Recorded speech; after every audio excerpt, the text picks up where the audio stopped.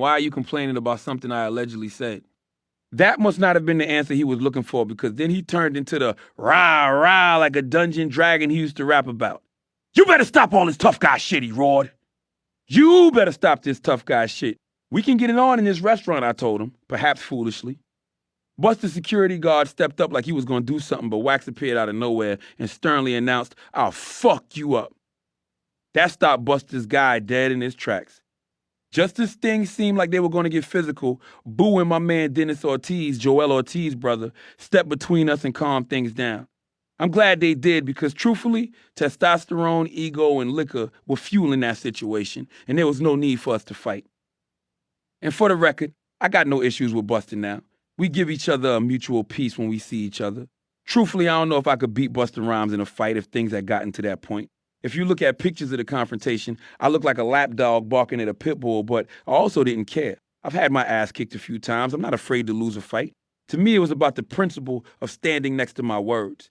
I could take a stand for saying he's becoming a whack-ass rapper, but I couldn't stand by the baby mama beef because I'd had nothing to do with it. You have to be able to stand by your words at all times. If you don't, then they don't mean anything. The danger of yes men. Another reason honesty is so hard to find in hip-hop comes down to the bedbugs of the industry, the yes men. It feels like you never see one, but these guys and girls are everywhere. The reason it seems like you never see them is because no one wants to own up to the job. You won't find anyone whose job description is being a rapper's yes man. But trust me, the vast majority of the rappers I know have one, if not several. I believe one of the reasons Kanye has been so emotional about his career is because he feels like he doesn't have anyone keeping it real with him. When I hear Kanye rant, I hear someone searching for truth. Someone hoping at least one person will give him an honest opinion. Instead of honesty, I suspect Kanye only gets validation.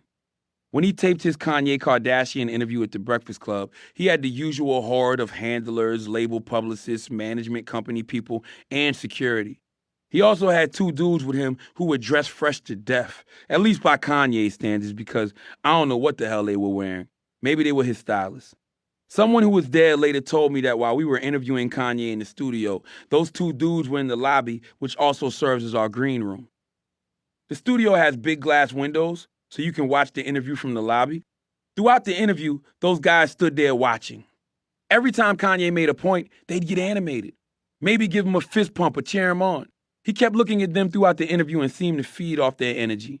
Nothing wrong with that, right? They were just being supportive. Now here's the thing. The audio from the interview isn't piped into the lobby. That means they literally couldn't hear what he was saying. They were just giving him positive affirmation because they saw that as their job. He could have been crashing and burning during that interview, and they'd still be cheering him on like he just dropped the greatest gem in the world. The people who were in the lobby with them later told me it was surreal, the very epitome of yes men.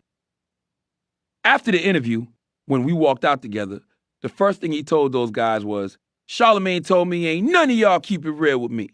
Kanye knew that I'd at least told him the truth. I heard after he left our studio, he went over to tape with my buddy Elvis Duran at Z100 and kept shaking his head and zoning out during the pre-interview. When Garrett, one of the producers, asked him if everything was okay, he said, yo, my bad. I just got finished talking with Charlamagne. When all you've been getting is pre-approved validation, hearing the hard truth can mess your head up. I'm sure that's how Kanye felt. All the more reason he needed to hear it. If the people closest to you won't be real with you, how else can you improve? How else can you push yourself? How else will you know when you're playing yourself? I practice what I preach in this department. If you listen to me on any of my platforms, you know that not only am I honest with my co-hosts and the people around me, but I also demand the same honesty in return. A lot of folks are shocked when they listen to the Brilliant Idiots because of how hard Andrew Schultz and I go at each other when we get into a heated debate. I'll see comments like, I can't believe Charlamagne doesn't punch Schultz in the mouth. Son is mad disrespectful. Or Charlamagne needs to let that white boy go. Always disagreeing with him. Why would I get rid of Andrew for disagreeing with me? That's what I want. And what the listeners should want from a co-host. It's so much healthier than a co-host just saying, yep, or no doubt every time I make a point. It's no different with Wax. If he is doing something foolish, which admittedly is often, I'll let him know in no uncertain terms I've gotten on his case both on and off air many times. But if I respect something he's working on, like opening a chicken farm in South Carolina, I'll publicly give him props as well as supporting him behind the scenes. All my friendships are built on a similar foundation of honesty. I don't want any yes men around me. I want everybody to tell me the truth, even if it costs them their job. Samuel Goldwyn. Here's the thing. Everyone says they don't want yes men around. Everyone says they want their people to keep it real with them. In reality, however, very few people do. For all their talk about my team always gives it to me straight, they don't actually want that at all. They're much more comfortable dodging the truth than facing it head on. Are you one of those people? When one of your close friends, family members, our crew give you a little constructive criticism, how do you react? Do you get defensive? Are you dismissive? Or even worse, do you lash out at that person? If the answer to any of those questions is yes, then your actions are discouraging honesty and encouraging yes men. When you dismiss or lash out at a person who keeps it real with you, what do you think eventually happens? They stop keeping it real. They might not lie to you, but they'll probably just keep their mouth shut when they see you screwing up. They'll sit there and watch as you self-destruct. Can you really blame them? They tried to help you, but you weren't receptive. This is why it's so important to empower your inner circle. Get your ego in check and listen when they slander you. Instead of pushing an honest friend away, bring him or her even closer into your decision-making process. Sure, it hurts to be criticized at first, especially by people close to you, but you'll get over that little sting. Remember, yes men aren't only unproductive, they can get you killed, figuratively and literally. You know what happens when you have nothing but yes men in your corner? You eventually get knocked the fuck out. Honesty in your relationship. Sure, you want your team, your squad, your people, your folk, your crew, your clan, your niggas, whatever you want to call them, to be honest with you and vice versa. But the person you really need to be brutally honest with is your significant other. Your boo, your old lady, your old man, the person you are sharing bodily fluids with on a consistent basis. The person you go to sleep with at night. Whatever you call him or her, you'd better be all the way honest with them if you want your relationship to truly flourish. Again, I have largely practiced what I preach on this subject to a degree that might shock you. I'm convinced the only reason Mook Mook and I are happily married today is because of raw, brutal, and ultimately beautiful honesty we've shared with each other over the years. We've been together off and on since we were 16 years old. We literally grew up together. We've gone through so much it would be pointless for us to lie to each other. No matter what bullshit we have done, honesty has been the glue that's kept us together. I've done a lot of dirt over the years, but perhaps my lowest moment took place at Mook Mook Senior Prom. In Monk's Corner, the tradition was that after the prom, all the kids would head down to Myrtle Beach and hang out for the weekend. That year, Mook Mook went with her crew, her cousin Trika and her best friend Uquinta, while I brought along my cousin Anthony. We were all at the hotel getting wasted. I'm talking that kind of dangerous rock star wasted. The girls were having a great time listening to music and cracking jokes, but Anthony and I were thinking like savages. Back then, our mindset was, have sex with everything. Yep, I'd come with my girl, but we wanted to fuck the whole crew.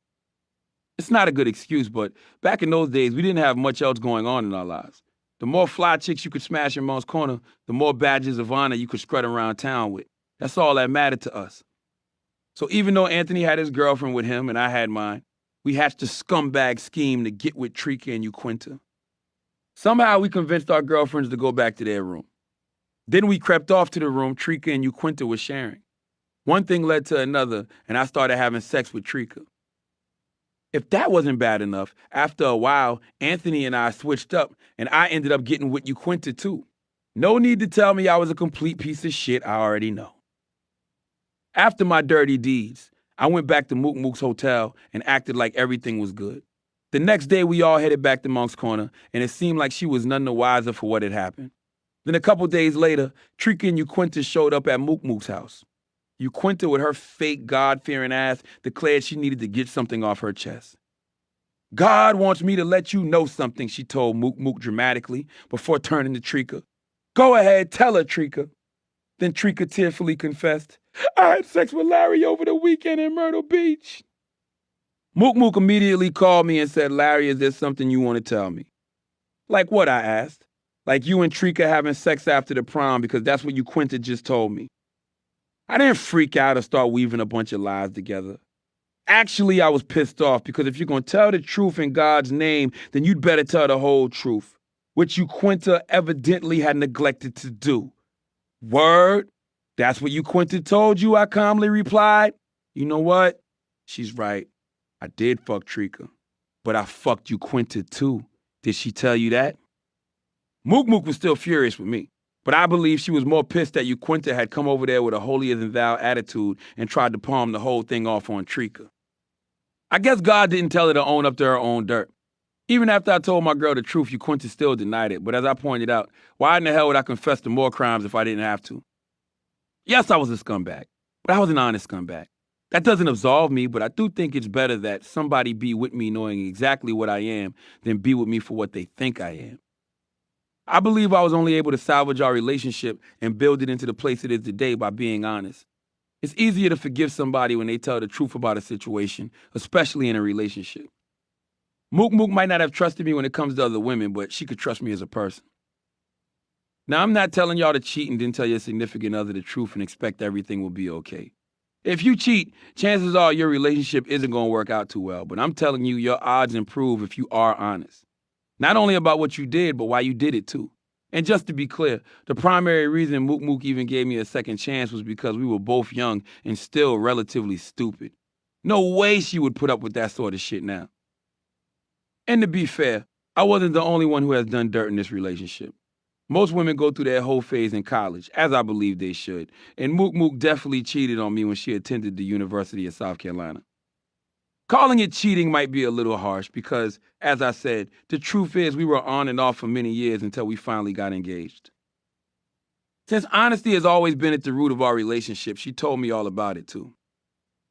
When a woman drops that atomic bomb, almost all men turn into a complete shell of themselves. I was no exception. Like an idiot, I didn't just accept that information and keep it moving. No, like so many other clueless men before and since, I started to ask questions, especially about one dude that she seemed to have had a thing for. Was he better than me in bed, I queried. He wasn't necessarily better, she said. I took the bait. Was he bigger than me? Silence. What? He was big, I yelled? How much? Yo, I ain't never seen no shit like that before, she confessed. My mouth went dry. I got lightheaded. I had an anxiety attack. I felt like one of those guys who passes out in the courtroom after getting hit with a long-ass prison sentence. I really didn't know dicks that big existed, she continued. The way it was just hanging there, I couldn't believe it. The conversation was getting too real. The kind of moment when being in a relationship with your best friend backfires. I wasn't even thinking straight at that point, so another dumbass question spilled out of my gaping mouth. Well, were you at least taking it, I asked. I did not want to imagine her screaming and making faces while she's getting dicked down by this freak of nature. I hope you weren't flinching or nothing. Hell no, she replied, not at all. I handled it. Good, I reassured myself. At least she took that dick like a champ and he didn't make her scream. The conversation left me a little uptight about my penis size for a time. Previously, I'd always assumed I had a big dick by the reactions I'd gotten, but after what Mook Mook told me about her college homeboy, I wasn't so sure anymore. I started looking at all the penis enhancement products on the back pages of the Source and XXL. I ended up ordering something called Magna RX pills, which promised it would enlarge my dick in 60 days. In addition to the pills, they also had me do a daily exercise where you grab the tip of your penis and basically tried to stretch it out. I took the pills and faithfully did my penis pulls, but nothing really happened. For better or worse, I was stuck on 7 3/4 inches in the fall-winter months and 8 inches during warm seasons. Now, before I move on, I can still hear some of you out there sucking your teeth about that prom story. The hell with that. There's no way I'm taking any man back after he sleeps with my best friend and my cousin. Some of you fellas might be saying, forget that. I'm not taking my girl back after she cheats on me with a dude with a Shaq-sized dick. And in theory, I agree. Nobody should feel like they have to put up with infidelity. I would argue, however, that a lot of us have hurt people we love, especially when we were young. A lot of us have done some incredibly stupid and selfish things as part of our growing pains, or in the case of wild sexual escapades, growing pleasures. I was one of those young men, but Mook Mook and I were friends, or more like family to tell you the truth. And you don't just cut your family off. Yeah, we did a lot of stupid stuff, but clearly there was something else there too, which was deeper than whatever I did prom weekend or whatever she did in college. I can't promise being brutally honest after you mess up will work for you. I can only tell you what worked for me. Mook Mook and I are happily married with 2 kids, and I love her more now than I did back then. I treat her like a queen because I still feel bad for all the drama I put her through.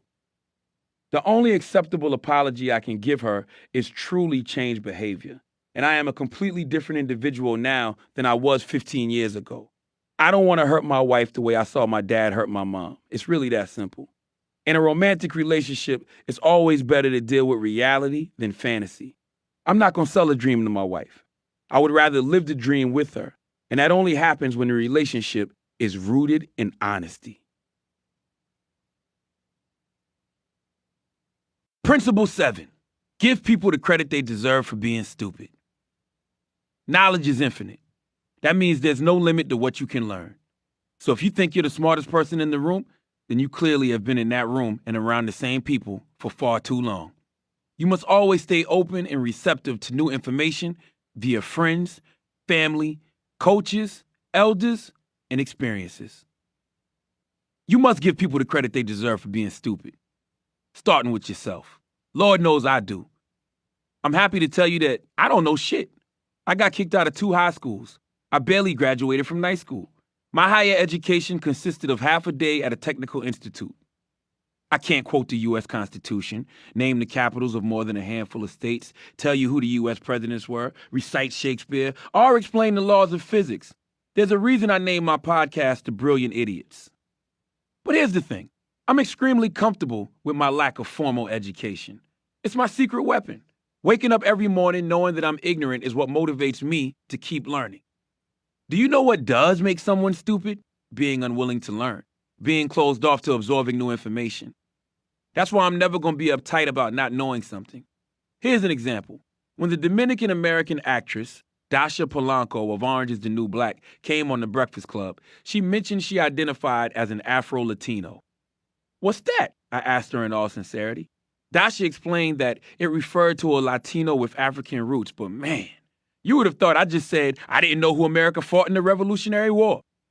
Folks jumped all over me for supposedly being ignorant and uninformed. Latina.com ran a story with the headline, Dasha Polanco schools Charlemagne on what it means to be Afro-Latina, while Jezebel's headline announced, Dasha Polanco is forced to explain the existence of Afro-Latinas to Charlemagne. The implication was I should have been embarrassed by not being familiar with the term, but why?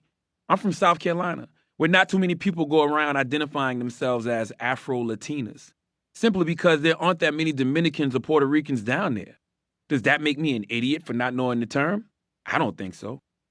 To put it in context, could Dasha make the distinction between being a freshwater Geechee or a saltwater Geechee? It's actually pretty self-explanatory. Freshwater Geechee live inland and saltwater Geechee live closer to the coast. Probably not, since there aren't many Geechees in Brooklyn. Does that make her an idiot? Of course not. It just shows that the two of us have had different experiences and been around different kinds of people. I wasn't familiar with her kind of background, and by asking that question, I got educated. I'll never feel bad about doing that. One of the many things I love about my 8-year-old daughter is that she reminds me why it's so important to keep asking questions. Yes, it can get a tad annoying after the 500th question of the day, but you still don't ever want kids to lose their inquisitive instinct. Asking questions is what helps them evolve. It's what teaches them how to avoid danger. It's what helps them make sense of their place in the world. It's what inspires them to dream. Unfortunately, as we grow older, we tend to lose that childlike curiosity. Instead of asking questions when we don't know something, which still happens every day, we keep our mouth shut. Instead of pestering our elders to explain the many things we don't understand, we try to act like we know as much as they do, if not more. As a result, our evolution slows down to a crawl. We get set in our ways. We think we have all the answers and stop asking questions. Then one day, we look up and can't understand why we haven't progressed as far as we wanted to in life. Why we seem stuck in a rut while other people continue to get further and further ahead. The answer is simple. If you're not evolving, then you're regressing. There's no middle ground. This is why it's no coincidence that every successful adult I know has a thirst for knowledge that rivals my 8-year-old daughter's. They might not ask as many questions verbally, but they share the same energy. They are constantly trying to soak up new information, new ideas, and new approaches. It's like they're in a constant state of evolution. No matter how many records they've sold, how much money they've made, or houses they've bought, truly successful people are always looking to find out more. You are getting better or you are getting worse. You never stay the same. That's a banner that's hanging up at the San Francisco 49ers practice facility. I just heard about how Bob Pittman, the CEO of iHeartRadio and one of the most important people in media, went to Burning Man Festival out in the Nevada desert. That means it's likely he didn't shower for a week and was so covered in dust he looked like an extra from Mad Max. He's also 60 years old and a multimillionaire, maybe even a billionaire. There are more luxurious ways he could be spending a long weekend, so why was he out there living like a 20-something-year-old raver? Because he knows there are a lot of unique people at Burning Man. He knows the festival is where interesting minds congregate. He knows that if he walks around for a week talking to eclectic people, he's going to come home with some new ideas, different kinds of inspiration than he would get spending a weekend with rich white people on a yacht. Bob understands that despite running iHeart, despite co-founding MTV and being its most successful president, it's critical that he still stay open to new ideas. That childlike inquisitiveness is exactly what has allowed him to remain a player all these years. It's important to remain open in your relationship with the world. They say that closed mouths don't get fed. Well, the same is true for minds. This is why you must stay open to making new friends, open to who you work with, open to criticism, open to changing your mind, and open to changing your relationships. Because when you close off your mind to those opportunities, you are also closing the door on your ability to get the most out of life. Yes, new friends. No new friends, no new friends, no new friends, no new. Still here with my day one niggas. No new friends, DJ Khaled and Drake. You remember that song? Did you like it? Well, I absolutely hated it when it dropped. Don't get me wrong, Drake, Rick Ross, and Lil Wayne all got busy. What I couldn't stand was the song's message. Avoid making new friends at all costs. Listen, I know what Drake and Khaled were trying to say. The more money and fame you get, the more opportunistic people will try to infiltrate your inner circle. There's certainly a lot of truth to that. But I still don't think a fear of fake people should color how you see the world. That's why I'd get bummed when No New Friends was trending on Twitter. Every time I saw that, I knew someone was unwittingly blocking themselves from so many potential blessings. Plus, the only day one friend you truly have is your goddamn mama. And your pops if he's not a deadbeat. I've done pretty well for myself over the years, and I'm certainly not afraid of making new friends. If anything, I can say that 95% of what I've achieved in my career is due to the new friends I've made along the way. There's my homegirl, Debbie Dev, who I became friends with while I was Wendy's sidekick. Back then, Debbie was working at K-Day in Los Angeles, where she became my literal angel in the city of angels. There were several times when I landed an audition or had a meeting with an agent, and Dev helped out by letting me crash at her pad. Once, she had a bunch of roommates who clearly didn't appreciate me sleeping on their couch, but Dev still insisted on putting me up. Not to mention, Dev had several beautiful interns over the years who I had the pleasure of having sex with. Yes, I'm a creep. Dev has done so much to support me over the years, I can't imagine I would have made it this far without her help. But suppose I had a no new friends policy when I first met Dev. Remember, I was broadcasting with Wendy at the time. I was being syndicated around the country, including on K-Day, the heritage station in L.A. I was probably being heard by more people in Dev's market than she was. I could have easily said to myself, who is this chick? She's just sweating me because I'm hot right now. I'm not messing with her. Think of the friendship I would have missed out on.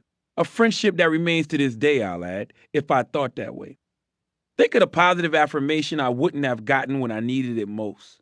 And most important, think of all the beautiful young interns I wouldn't have gone to bed with if I told myself no new friends when it came to Dev. For the record, Dev had no idea I was fucking her interns, so don't blame her. Bobby Bones is another great example. I met Bobby about 4 years ago at the iHeartRadio Music Festival.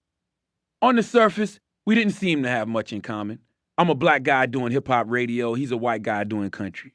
It would have been very easy for us to have shook hands, made some small talk, and then kept it moving. Yet, even in just a few minutes of conversation, on a human level, I could tell Bobby and I had a lot in common. I came to find out that, like me, Bobby had grown up Southern and poor. Like me, he was considered a bit of a bad boy in radio.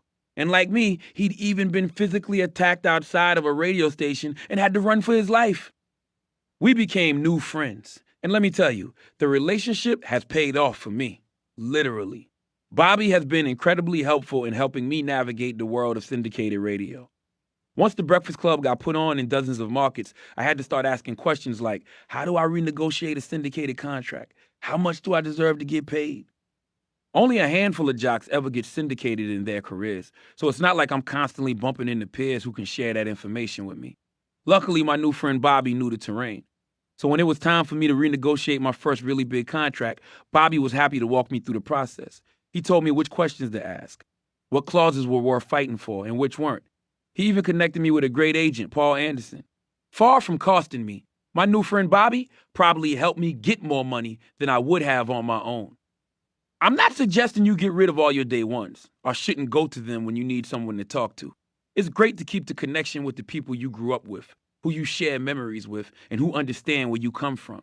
But in order for them to remain relevant in your life today, they need to be evolving at the same pace as you are, if not faster.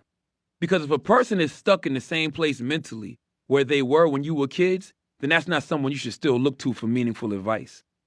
That might sound harsh, but I've seen too many people who have failed to reach their potential because they've been too loyal to their day ones. Look, if you see those day ones when you're around the way, by all means, get them a pound. Ask them about their folks or how their sister is doing. Grab a drink with them and spend an hour laughing about all the BS y'all used to do. Then keep it moving. Unless they've demonstrated that they're evolving. Do not rely on them for inspiration. Do not use them as a sounding board when you're trying to make an important decision. If they're still stuck in the same place where they were 10 or 15 years ago, they'll never point you in the right direction. You can tell if your friends are evolving at the proper pace by the type of conversation you have. For instance, when you and your boys get together, what sort of heated discussions do you get into? Debating who are the top 5 MCs of all time? For the record, I don't have a top 5. I do, however, have a top 7. In no particular order: Killer Mike, Ghostface Killer, Jay-Z, Scarface, Nas, Jeezy, and T.I. Arguing whether Jordan would have been better than LeBron if he played today? Whether Shotters was better than Belly? If you find yourself having those same old tired conversations again and again with your day ones, it's time to make some new friends. Don't get me wrong, I enjoy a good sports or rap debate as much as the next person. In fact, I love them. But I don't want those conversations to be the outer limits of what I discuss with my friends. I want friends who can talk about those subjects, but who can also recommend new books about spirituality, history, or success. Who can put me on the new restaurants that I should try, or send me links to interesting articles. Who can talk to me about what's happening in politics just as easily as they can what's happening in hip-hop.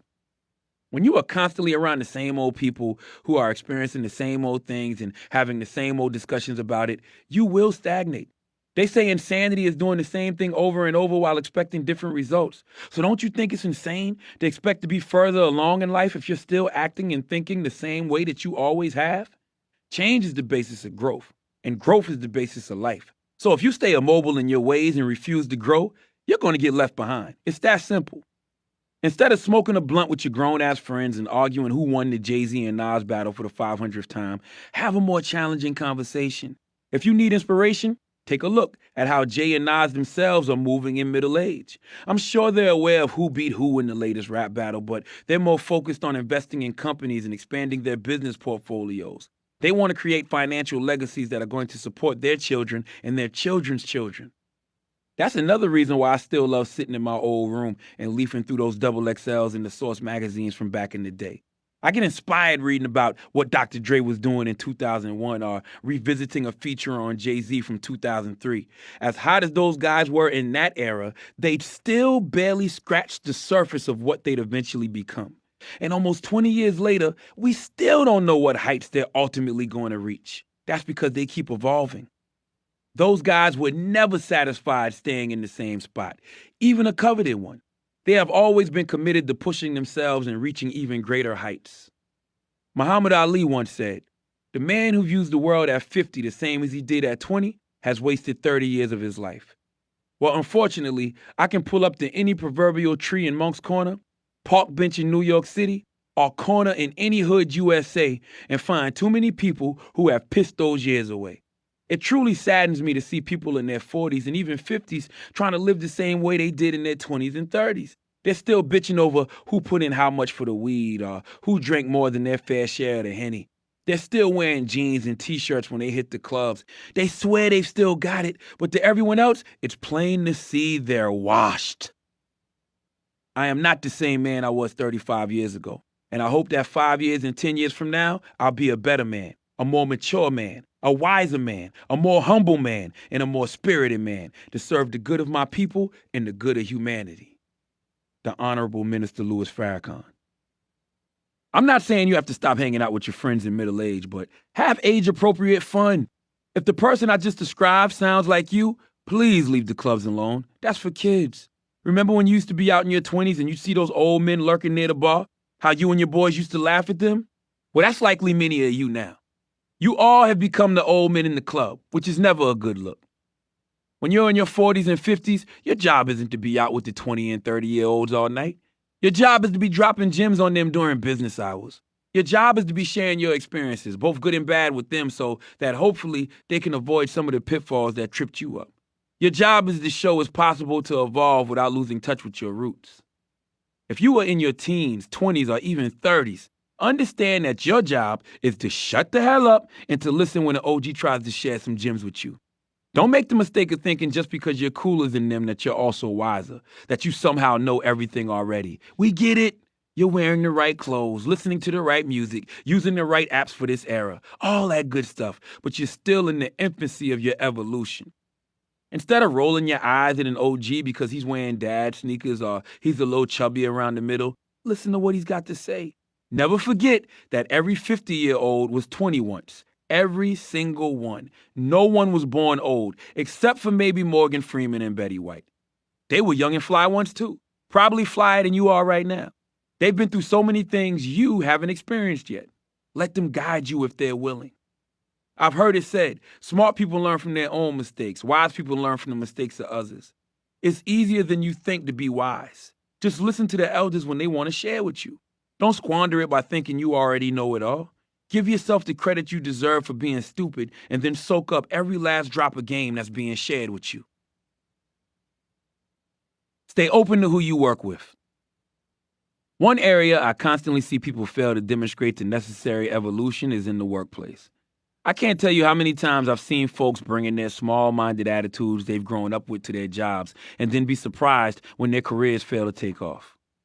Sorry, but in this day and age, there aren't any industries or careers where you can get ahead if you're afraid of or uncomfortable around people who you think are different from you. Specifically, I'm talking about attitudes toward people of the opposite sex, other races, and those with different sexual orientations than you. I say that as someone who was once guilty of having many of the closed-minded attitudes I'm going to warn you about. You can't come from a more unenlightened background than I did. 90s hip-hop was great, but one of its failings was promoting a lot of casual misogyny and homophobia. I grew up nodding my head when Snoop said, bitches ain't shit but hoes and tricks, or it ain't no fun if the homies can't have none. Just as I rapped along, when Sadat X rhymed, I can freak, fly, flow, fuck up a faggot. Don't understand their ways, I ain't down with gays. It's not an excuse, but growing up, I thought those attitudes were normal. Especially the homophobia. I lived under the impression that I didn't know any gay people. In retrospect, I knew plenty, but the environment at Moncks Corner was oppressive enough that the gay folk there didn't feel comfortable coming out. The first openly gay person I met was a dude I called HJ, who gave me a job in the promotions department at Z93 Jams. Initially, I was a little concerned about what people would think if they saw me around him. The job, however, required us to spend hours together, setting up tents for promotional events, and in a short time, we developed a friendship. As soon as we started having real conversations, one of the first things I asked was how he found men to have sex with. Remember, in my naive mind, he was the only gay guy in South Carolina. Oh, that's easy. I just pay for it, he told me. You'd be surprised who will have sex with me for money. I offer $150 for head and $250 for penetration, and there are always takers. Even after befriending HJ, I was still a little concerned about the perception of being around gay guys when I joined Wendy's show in 2006, which was an issue because Wendy was a magnet for gays. When I showed up on the scene, a lot of those dudes started hitting on me hard. Instead of having fun with it, I'd get uptight and try to act tough. I'd always pull out that Chris Tucker line and Friday on them. I ain't with that gay shit. Even though a lot of straight guys spend their lives making uninvited advances toward women, getting hit on by a gay dude is somehow a traumatic experience for them. I remember one day I was walking down the street past a bunch of gay dudes when one of them called out, "Ooh, Charlamagne's got a fat ass." I didn't know how to reply, so I just kept walking. That really pissed him off. And one of the dudes started moving toward me while shouting, you're not going to just walk past us like that. Don't act like you don't see us." I can't lie. I was a little shook. So I stopped, turned around and said, "Okay, thank you. I appreciate the compliment." After that, they left me alone. As I walked away, I had to remind myself that's every day for women. That's what women have to put up with from men since they were teenagers. So why do we as men get so bent out of shape when the shoe is on the other foot? I actually feel homophobic men aren't afraid of gay men. They're actually afraid of their own karma. They're worried that a man is going to treat them the way they've treated women all these years. In the end, being around so many gay people, both men and women, was one of the best parts of working with Wendy. Outside of the friendships I made, it also helped me shed that casual homophobia that I'd grown up with. If I hadn't been exposed to so many gay folks through our show, I'd probably still be uptight around gay dudes or saying pause every other sentence. For those unfamiliar, pause and no homo are basically the homophobic version of that's what she said. You're supposed to declare pause and no homo after anything that could remotely be considered gay. And I mean anything. If a guy says, "Let's play ball," he has to say pause after it. I can't lie. I've cracked up at a few pauses in my time. I even wrote pause under a picture where Dr. Oz was trying to kiss me on Instagram. But after a while, it just gets childish. Guys don't know when to quit. Some people have a very hard time accepting this. The other day, I was talking to an up-and-coming comedian backstage at a TV show, and out of nowhere, he told me, "Damn, there's a lot of gay people working here. I ain't with all this faggot shit." And this guy's from New York, too, just to show that it's not a small-town problem. I decided to have a convo with him. "So you mean to tell me if a gay man saw something in you and wanted to invest in a business you may have, you wouldn't want to do business with him because he's gay?" I asked. "Well, I might take the money," the guy conceded, "but I still wouldn't really mess with him like that." "I don't get it," I replied. "Someone believes in you to the point that they're willing to put money behind you, but you wouldn't want to mess with them because of who they sleep with?" "It's not just gay men," he protested. "It's also liars, thieves, murderers. I don't kick it with anyone that the Bible says is sinning. I won't get too close to them."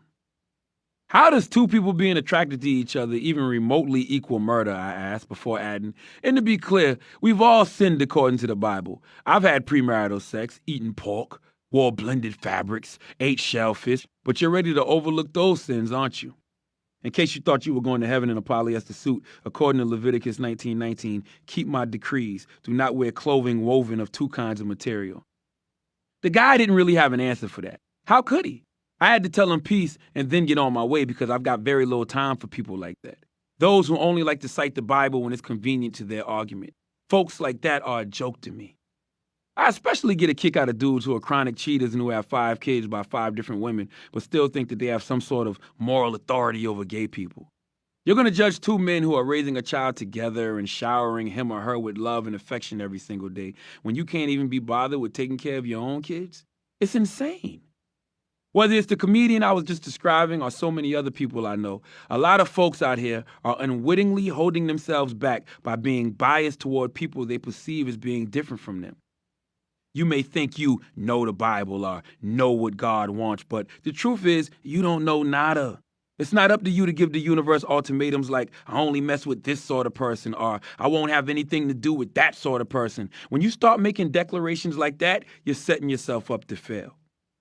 All you can do in this life is hope that the universe brings positive people into your life. Whether they're gay or straight is irrelevant. And if you're closed off to those blessings, best believe they're going to make their way to someone else who's operating with an open heart, an open mind, an open butthole.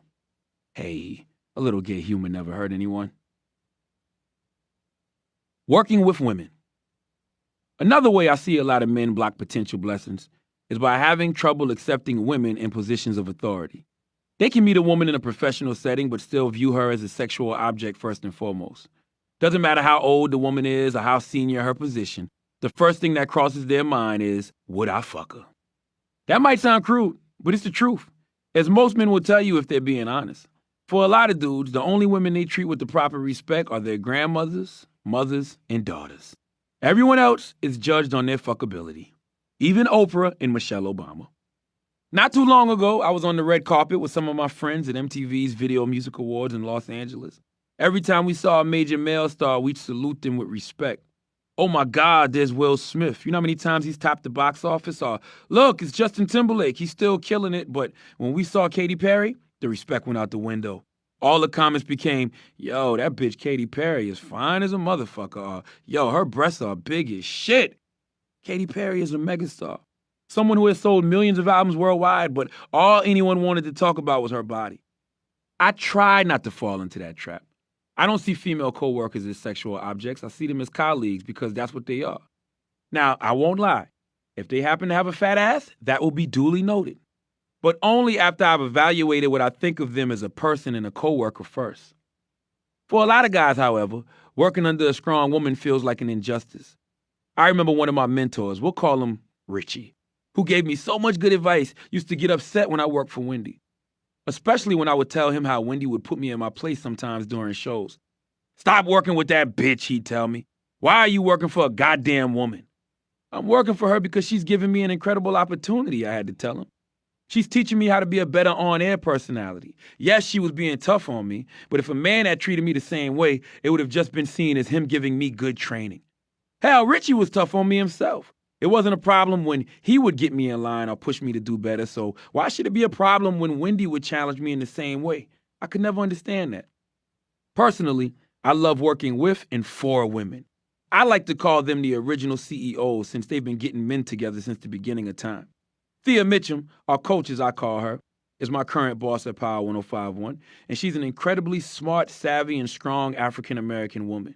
Getting to work under her has been such a boost to my career.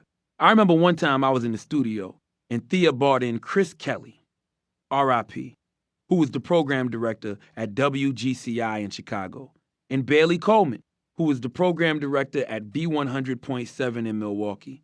It was 3 female African-American women holding down important positions in major markets. It was dope to see. I just wish we could see that sort of representation in more industries. Supporting women is important to me because of how hard my mother worked without getting the advancement she deserved. My mother was an English teacher for 35 plus years, yet she recently told me she never made more than 30 grand a year. How can that be? All the kids she worked with, all the young minds she helped mold over 3 decades, and she still never made more than 30 grand? I can't imagine that a male teacher would have had to work that long for that little. Collectively, we've got to do more to support all women, not just our immediate family members. I've got 2 daughters, and I don't want them entering a workforce where they're going to have to do more just to earn less.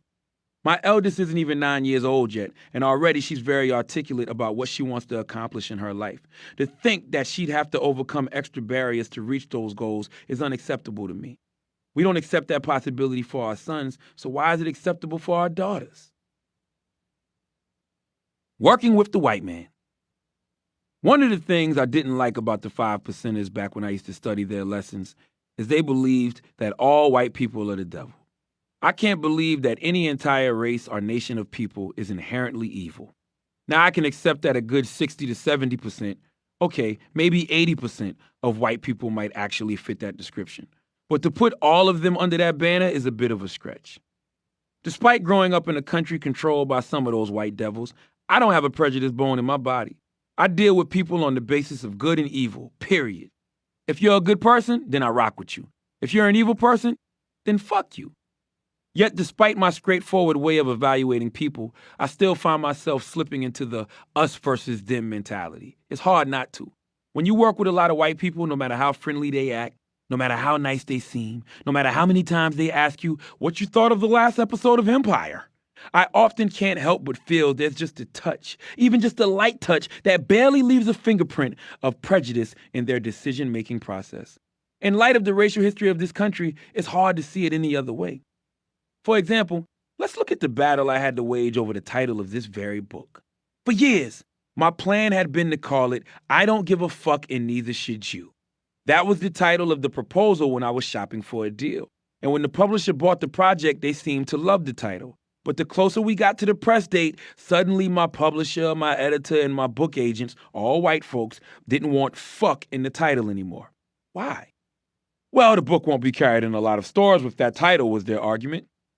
Meanwhile, a quick Google search on my part revealed books have already been published with that word in the title. Books like Fuck Yes, A Guide to the Happy Acceptance of Everything, Fuck the Navy, Fuck the System, The Unpleasant Truth About a Lot of Things, or The Subtle Art of Not Giving a Fuck. Evidently, there's a fairly rich tradition of books dropping the F-bomb on their covers. I couldn't help but assume the reason it was an issue for me lay in my skin tone. When someone with my melanin count uses that word, it's immediate